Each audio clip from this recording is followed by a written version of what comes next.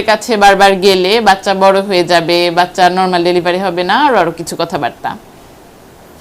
অথচ ডক্টরের কাছে সঠিক সময় না গেলে কি কি সমস্যা হতে পারে সে ব্যাপারে অনেকে ভেবেই দেখেন না। চলুন বোঝানোর চেষ্টা করি।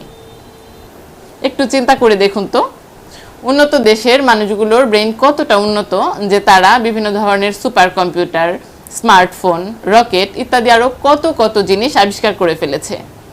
অথচ আমাদের ব্রেন এতটাই দুর্বল যে আমরা তাদের আবিষ্কৃত এইসব গেজেট ঠিকঠাক মতন চালাতে পর্যন্ত পারি না। আমাদের ব্রেন এমন দুর্বল কিভাবে হলো, কখনো ভেবে দেখেছেন?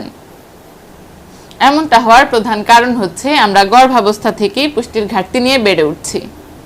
অনেকেই মনে করেন গর্ভাবস্থায় ডক্টর ভুরি ভুরি ঔষধ ধরিয়ে দিবেন, অথচ একটু খেয়াল করলেই দেখবেন গর্ভাবস্থায় ডক্টর যেসব ঔষধ দেন তার মধ্যে বেশিরভাগই কিন্তু ফুড সাপ্লিমেন্ট।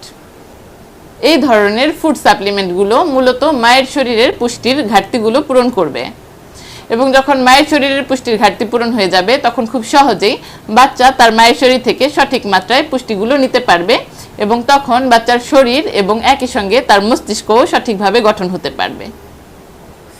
তাই আমার পরামর্শ থাকবে, আপনি যেই মুহূর্তে জানবেন যে আপনি মা হতে চলেছেন, আর একদিন সময়ও নষ্ট করা চলবে না, দ্রুতই একজন ডক্টরের পরামর্শ নেবেন।